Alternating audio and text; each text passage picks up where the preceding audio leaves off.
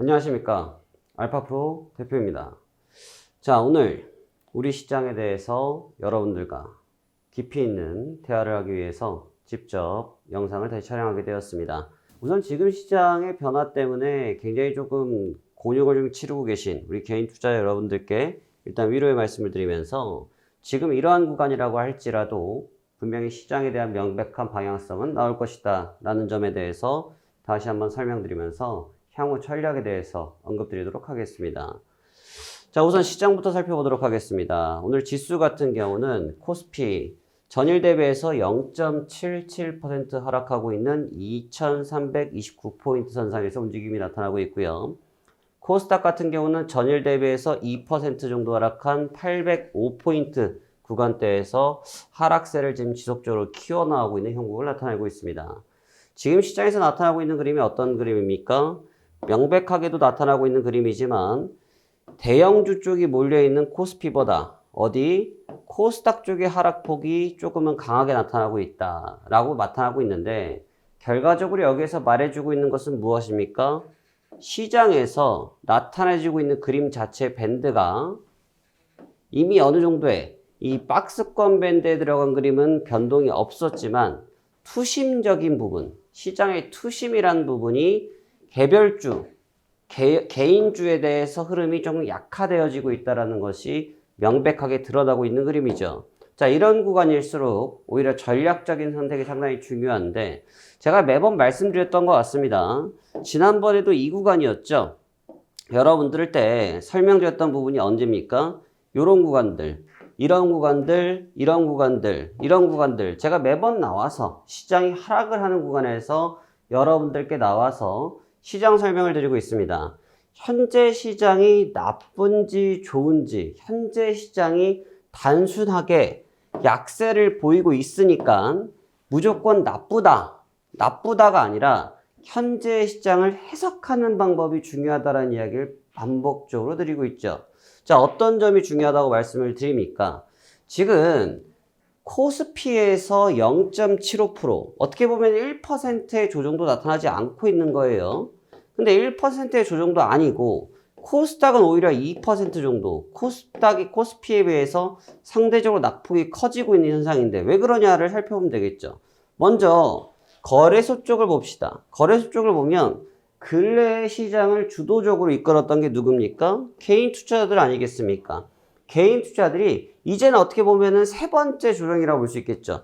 1회, 2회, 3회째 조정이 들어오다 보니까 예전에는 눌림이 나타나면 반복적으로 저가 매수를 했었던 개인 투자들의 매매 형태가 바뀌었기 때문에 근래 시장을 지지해 주었던 패턴이 바뀌었기 때문에 현재 이 구간에서 뭐가 나타나지 않고 있습니까? 지지력을 쉽게 확보하지 못하고 있다는 거죠. 지지력을 쉽게 확보하지 못했다. 다시 말하면 지금 이 구간에서 반복적으로 고점, 그 다음에 다시 재조정, 이 눌림, 반등, 이 형태에서 개인 투자들의 세 번째 눌림이 나타나다 보니까 이제는 경계감이 드러나기 시작했다는 거예요. 자, 경계감적인 개념 때문에 지금 구간에서 강력하게 상승 드라이브가 걸리지 못하는 부분이 있고 코스닥은 반대로 개인 투자들이 매입을 조금 보여주는 그림이 나타나고 있지만 기관 쪽에서 좀 집중적으로 매물을 쏟아내다 보니까 이 코스닥이 코스피에 비해서 상대적으로 낙폭이 좀 커지고 있는 측면이 나타나고 있는 겁니다.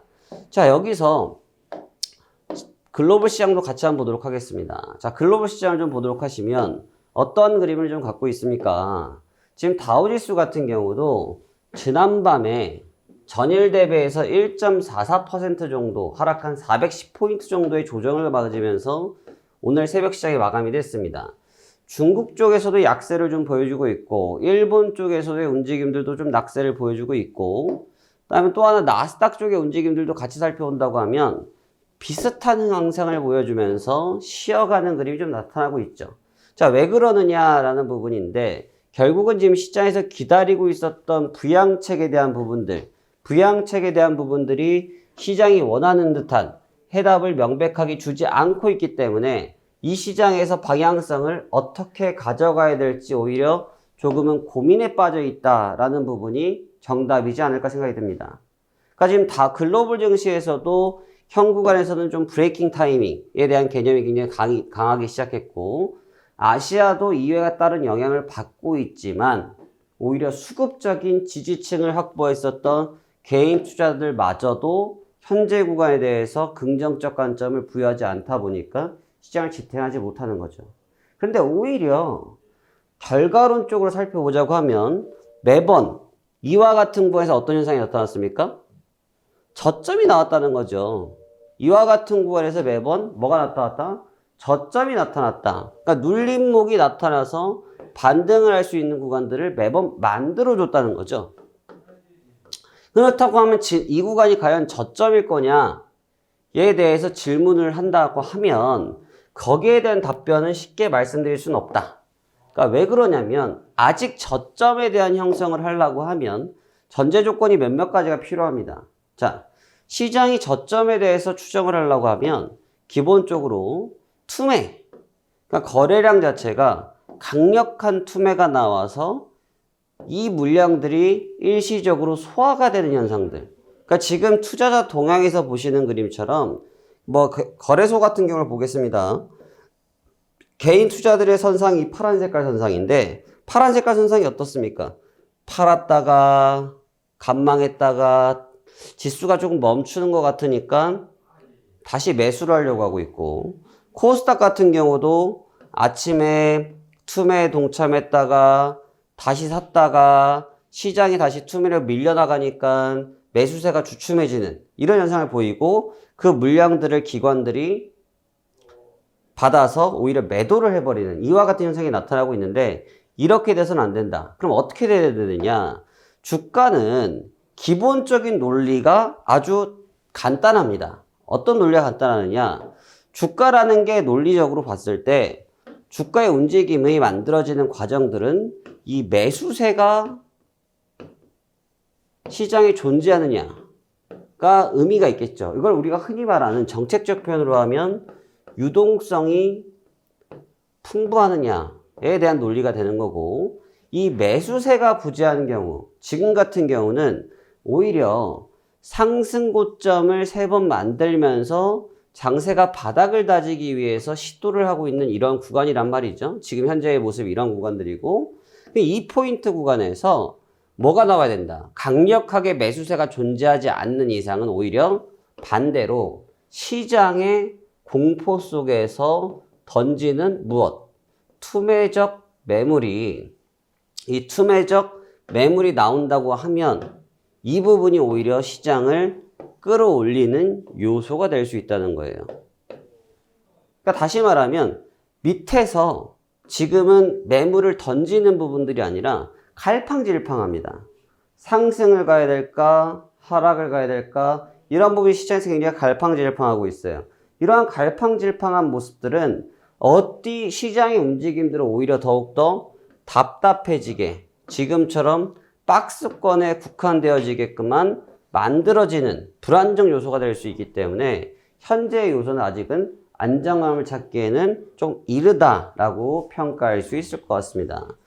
지금 여러분들께서 시장에 대해서 살펴보셨을 때 최근의 움직임들이 좀 이렇습니다. 특히 10월 장세 같은 경우는 고점을 좀 만드는 반등을 보이는 그림 같았는데, 이 반등을 보이는 그림 이후에 시장이 어떻게 됐느냐?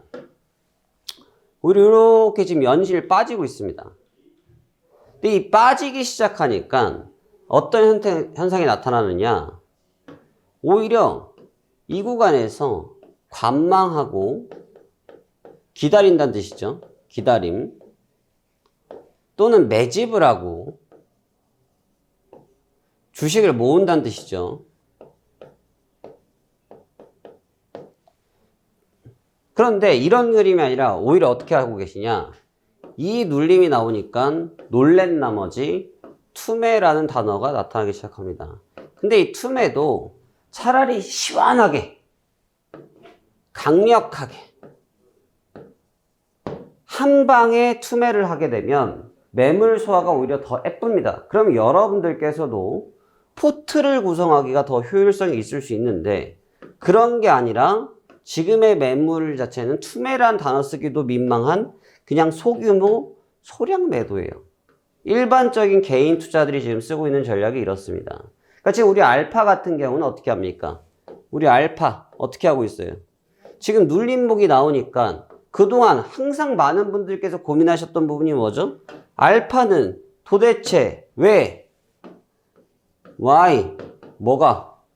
현금을 이렇게 남겨놓을까라고 고민을 하셨는데 현금을 남겨놓은 게 지금 결국 어떻게 됩니까? 지금 여기서 힘을 발휘하는 거 아닙니까?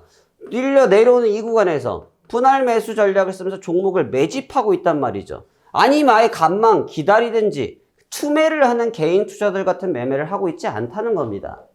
그러니까 이 전략적으로 현재 쓰고 있는 전략은 뭐냐면 여러분들 지금 시장이 분명히 무너질 거라고 생각하십니까?